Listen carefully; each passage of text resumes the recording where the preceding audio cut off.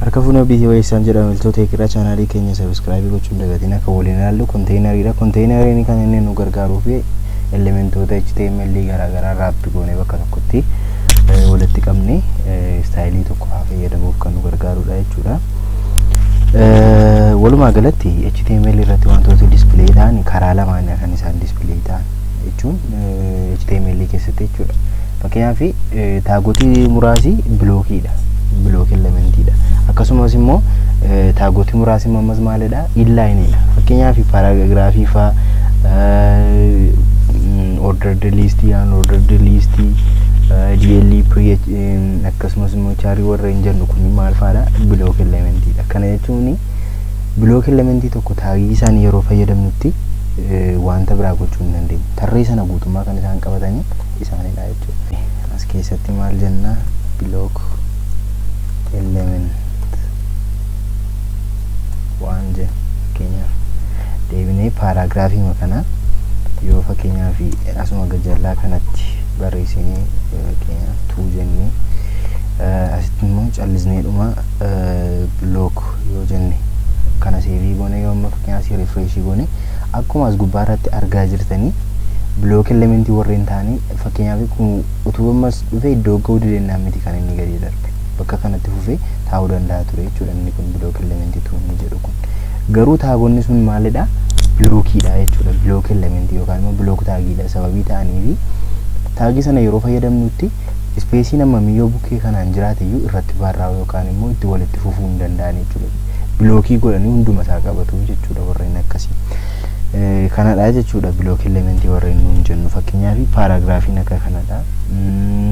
Fakkeenyaaf kana malee immoo ordered list if ayo fayyadamne ma fakkeenyaaf OL yoon jedhe OL list isaanii fakkeenyaaf akkasuma godhee jala kanatti immoo callisee mal list jedha.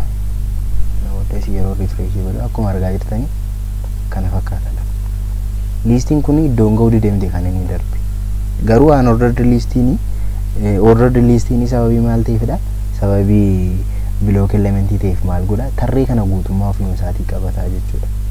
Akkuma argaa jirtan iddoon dhibee miti. Warreen kana maal jenna? Block elementii jenna jechuudha. Kana malees immoo inline warreen nuun jennus jiru. Inline elementii warreen nuun jennu immoo warreen akkamiidha yoo jenne inline warreen nuun jennu line sana irratti wantoota tokko yoo fayyadamne deebi'anii tarreema sana irratti immoo wantoota biraa content biraa of keessatti warreen hammachuu danda'an jechuudha. Fakkeenyaaf as keessatti big jedheen kan bigii ta'e barreeffama wayii barreessa. Fakkeenyaaf inline element akkasiin jedha. Kana oddasiin refresh akkuma gootanii kun tarreema tokko irratti mul'ataa jira. Fakkeenyaaf immoo as jalatti immoo element jedheen seevii godha. Kana booddee akkuma argitanii walitti fufee barraa'aa asirratti argitanii laayinii sana irratti walitti fufee barraa'aa jechuudha wanti sun. Inni silaa garuu maal godhatu akka silaadha ta'ee fakkeenyaaf gadi dabarsaa jechuudha.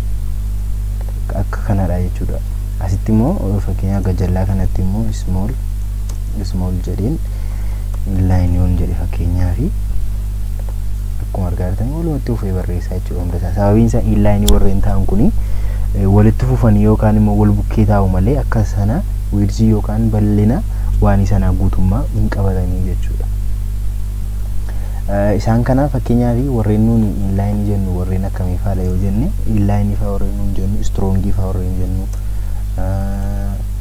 strongii malee immoo warreen jiranii kanneen akka boldii faa itaalikii faa boldii jenne fakkeenyaaf boldii yoo jenne bold itaalikii yoo jenne warreen kun maalidha? Inlineidha. Akkuma isin argitanii sarara irratti miti kan inni gadi darbe wal bukkee taa'u malee kontentoonni akkasii waan miti jechuudha. Isa kanadha jechuudha. Kanaaf konteenarii keessatti immoo kan inni waan taanu konteenarii keessa block line warri ta'an block elementii warri ta'an DB faadha. Fakkeenyaaf divisionii kana keessa paragraafii tokkotu jira. Paragraafii callisee jiru kana fakkeenyaaf yoon as keessa kaa'ee ammas immoo divisionii biraa keessa yoon fe'amu fakkeenyaaf paragraafii biraa yookaan immoo headerii tokko yoon kaa'ee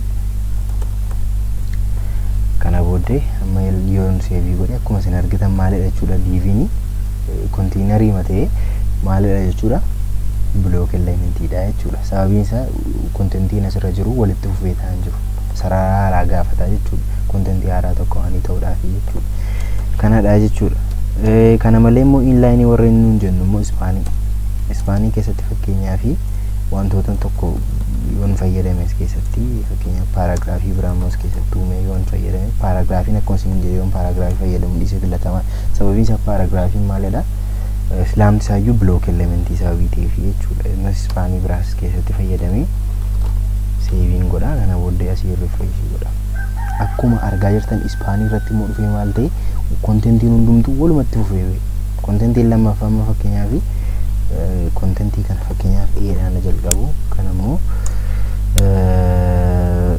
kun immoo biidhaan jalqabu asii maaliin godha biin godha kana booddee akka nuuf galutti jechuudha akkuma argaa jirtan inni silaasii kaasee utuu block element ta'e bakka kana kaasee isatti darbuu qaba ture as tarree haaraa kan itti dhufuu qaba ture garuu inni sababii inline elementii ta'ee fi maalin taane akka haala kanaan hin goone jechuudha kun immoo kan inni nu fayyaduu fi wantoota tarrii tokko irratti gochuu dandeenya kana malees immoo akka haala kanaanis immoo bifa diviisioniidhaanis qoqqooduu dandeenya jechuudha kutaattaan wal argina irra deebiin kun miltoo teekidha chaanaalii keenya sabiskiraaybii gochuun dagatiina galatooma